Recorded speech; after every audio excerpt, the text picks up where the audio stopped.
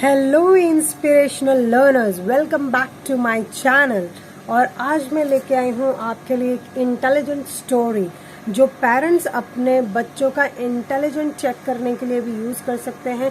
Teachers इसे बहुत अच्छी टेक्निक की तरह अपने क्लासरूम में रख सकती हैं, क्वेश्चंस पूछ सकती हैं। And in games also you can just put up the story as an open end story. और इस वीडियो को आप स्टार्टिंग से लेके एंड तक जरूर देखिएगा, क्योंकि एंड में मैं एक क्वेश्चन पूछूंगी। क्योंकि जैसे मैंने पहले कहा, ये एक ओपन एंडेड स्टोरी रहेगी। मैं इसमें बहुत अच्छा वाला क्वेश्चन पूछूंगी और आप सभी को कमेंट करके वो क्वेश्चन का आंसर जरूर देना है। So without wasting up the time, let's start up the story. ये स्टोरी है एक ऐसे परिवार की जिसमें माता पिता और उनके 3 बेटे थे। और बहुत अच्छे संस्कारों के साथ उस माता पिता ने अपने तीनों लड़कों को बहुत अच्छी शिक्षा दी थी, ज्ञान दिया था। और बस इसी तरीके से वो उनको बड़ा करते गए। धीरे धीरे जैसे समय बीतता गया, वैसे वैसे वो बच्चे बड़े होते गए। अपनी शिक्षा उन लोगों ने ली और बहुत अच्छे से वो अपनी शिक्षा को भी आगे बढ़ाते रहे। अब जो पिता थे वो तो थे व्यापारी। तो आप जैसे जानते हैं, व्यापारी अगर होंगे तो वो हमेशा ये सोचेंगे कि मेरा जो व्यापार है वो मैं कौन से अपने बेटे को दे के जाऊं। क्योंकि अक्सर देखा गया है कि अगर बहुत सारे बेटे होते हैं, बहुत सारी संतानें होती हैं, तो वहां कहीं ना कहीं कुछ न कुछ प्रॉब्लम आ जाते हैं। इसी वजह से जो पिता थे वो देख रहे थे कि उनके बेटे दिन पर दिन बढ़ते जा रहे हैं, आयुष्य में भी और बुद्धि में भी। पर उन्हें ये बिल्कुल भी समझ में नहीं आ रहा था कि वो एग्जैक्टली अपना जो ये बिजनेस है ये कौन से बेटे को दे सके। बस यही दुविधा थी उनकी कि मेरे तो तीनों जो बेटे हैं वो बहुत ही लायक हैं, वो बहुत ही इंटेलिजेंट हैं, लेकिन कौन सा बेटा इन तीनों में से सबसे बेस्ट रहेगा मेरे बिजनेस के लिए, और मेरा जो बिजनेस है उसे और ज्यादा बड़ा बनाए, उसे और ज्यादा प्रोग्रेसिव बनाए। तो ये दुविधा में वो कंटिन्यूअस लगे हुए थे। फिर काफी दिन के बाद उन्हें एक युक्ति सूझी, मतलब एक आइडिया आया। तो उन्होंने सोचा क्यों ना इस आइडिया को इम्प्लीमेंट किया जाए। तो उन्होंने क्या किया, एक रात को अपने पत्नी को भी बुलाया और साथ में तीनों बच्चों को बुलाया और बहुत अच्छे से बैठ के उन्होंने एक अपनी बात रखी। उन्होंने ये कहा कि आप तीनों अब अपनी आयुष्य में बढ़ते जा रहे हैं और मुझे लगता है कि अब आप मेरा बिजनेस संभालने के लिए तैयार हैं। जैसे ही उन्होंने ये कहा, तीनों बेटों ने कहा, हाँ कोई बात नहीं पिताजी, मैं चला सकता हूँ आपका बिजनेस। दूसरे ने कहा मैं चला सकता हूँ आपका बिजनेस। तीसरे ने कहा मैं चला सकता हूँ आपका बिजनेस। तो ये तो वैसा ही हुआ जैसा कि वो बिजनेसमैन सोच रहे थे, जो पिता सोच रहे थे कि भाई तीनों अपनी अपनी बातें रखेंगे, लेकिन बिजनेस है एक और मैं उसका हेड यानी मुख्य कर्ता धर्ता कौन से बेटे को बनाऊं। तो बस उन्होंने ये सुनते हुए एक अलग सा नया सा एक स्टेटमेंट रख दिया। बहुत ही इंटेलिजेंट स्टेटमेंट है, लर्नर्स आप इसे जरूर से सुनिए। तो पिता ने बहुत धीरे से एक बात रख दी, मैं बहुत खुश हूं कि मेरे तीनों बेटे मेरा बिजनेस चलाने के लिए सक्षम हैं, लेकिन मुझे ये जानना है कि मेरे तीनों बेटों में से सबसे ज्यादा इस बिजनेस को चलाने के लिए कौन सक्षम है। इसीलिए मैंने यहाँ पे एक शर्त रखी है, जो भी बेटा ये शर्त को जीत के बताएगा, ये बिजनेस जो मेरा है वो ही चलाएगा, वो उसका हेड होगा और बाकी 2 बेटे हैं वो उसको फॉलो करेंगे। बेटे बहुत खुश। उन्होंने पूछा, जी पिताजी बताइए क्या शर्त है आपकी। तो भाई पिता मुस्कुराते हुए बोले। बोलते बोलते उन्होंने अपने जेब में हाथ डाला और 300 रुपए निकाले। पहला 100 रुपए का नोट उन्होंने बड़े बेटे को थमाया, जो दूसरा 100 रुपए का नोट था वो दूसरे बेटे को थमाया, और जो तीसरा 100 रुपए का नोट था वो तीसरे बेटे को सौंपा। और फिर बोले कि मैं आपको 100 रुपए दे रहा हूं और साथ में 24 घंटे का टाइम दे रहा हूं। जैसे अभी रात है वैसे ही जैसे अभी के 8 बज रहे हैं तो कल के रात के 8 बजे तक आपको ये शर्त पूरी करनी है। मैंने आपको 100 रुपए दे दिए हैं। आपको ये 100 रुपए लेके मार्केट में जाना है। ऐसी कोई चीज खरीदनी है जिससे आपका रूम जो है, जिसमें आप रह रहे हो, तीनों का अलग अलग रूम है, आपका रूम उस 100 रुपए के सामान से पूरा भर जाए। बच्चे सोचने लगे कि 100 रुपए दे रहे हैं, 100 रुपए की इस जमाने में क्या वैल्यू है, ऐसा क्या हम ले आएंगे 100 रुपए का कि हमारा पूरा घर भर जाए। तो बच्चे बोलने लगे कि क्या पिताजी, 100 रुपए में तो आजकल अच्छी वाली चॉकलेट ही आ पाती है बस। तो पिता ने बोला यही तो देखना है कि आप अपनी बुद्धिमान, जो आपका मस्तिष्क है, जो आपका माइंड है, जो इंटेलिजेंट ब्रेन है, आप उसको कैसे यूज करते हो और 100 रुपए में आप अपने घर को, आप मतलब घर के अंदर जो आपका रूम है उसको कैसे भर देते हो। तो मेरी बात यहाँ खत्म होती है और आप लोगों को इस चीज को कल रात के 8 बजे तक करके दिखाना है। जो इसमें उत्तीर्ण होगा वो ही मेरे बिजनेस को यहाँ पे लीडर की तरह से रोल प्ले करेगा। बच्चे ये बात सुन के वहां से निकल गए। क्वेश्चन मार्क बहुत बड़ा था, 100 रुपए में क्या आएगा, राइट? लेकिन बच्चों को सोचना तो पड़ेगा, है ना? ये तो दिया है ना भगवान ने, तो सोचना पड़ेगा। और सभी को ये था, एक लालच था कि हमें बिजनेस का हेड बनना है।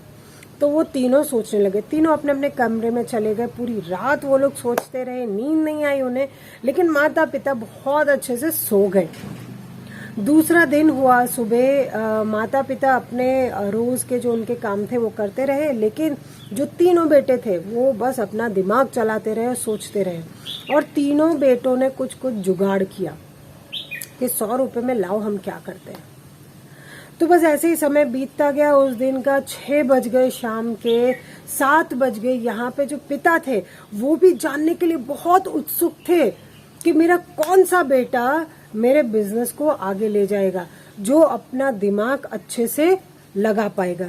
लेकिन साथ में उन्हें दुविधा भी थी कि पता नहीं कौन ये कर पाएगा या नहीं, या तीनों में से कोई भी पास नहीं हो पाएगा। क्वेश्चन मार्क तो उन्हें भी था, लेकिन फिर भी उन्होंने देखा कि चलो देखते हैं क्या होगा। और देखते देखते 7 भी बज गए और तीनों बेटे घर पे आ भी गए थे। कुछ कोई सामान भर के ला रहा है।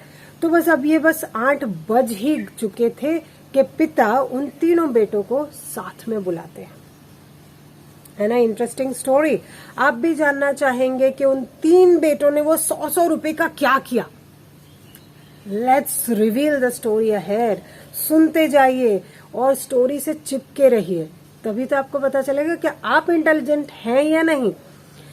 पहले बेटे को, तीनों को जैसे उन्होंने बुलाया, उन्होंने कहा बेटा आपको मैंने 100 रुपए दिए थे, तो आप, मुझे लगता है कि आप सामान वगैरह लेके आए होंगे और शायद आप जीत भी जाए। तीनों बेटे बहुत खुश होके बोलते हैं जी पिताजी, हम लोग सामान ले आए हैं, बस अब आपकी बारी है और आपको बताना है कि इसमें से कौन जीता।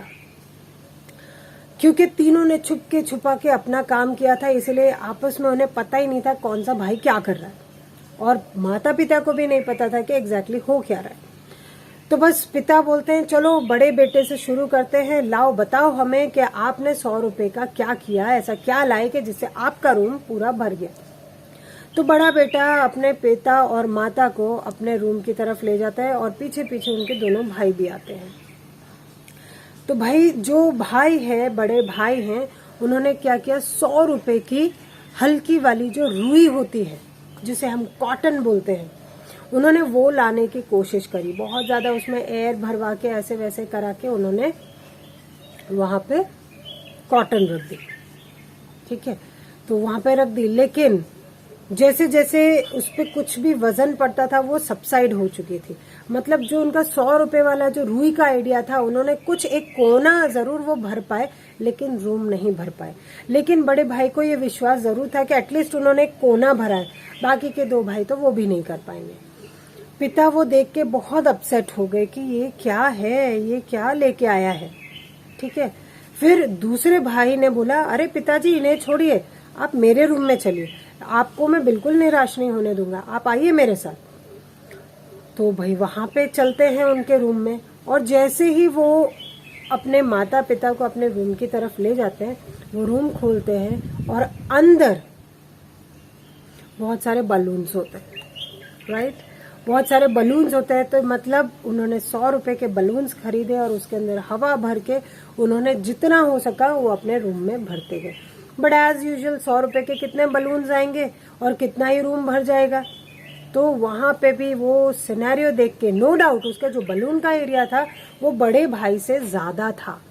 तो जो बीच वाला बेटा था वो बहुत खुश था कि हाँ चलो मेरा तो जो पर्टिकुलर अमाउंट है वो बड़े भाई से ज्यादा है, तो शायद मैं जीत जाऊंगा। यहाँ पर पिता देख के ये चीजें बहुत निराश हुए और अब तो उन्हें पूरा ही विश्वास था कि अब मेरे तीनों बेटे मेरी एग्जाम में फेल हो जाने वाले।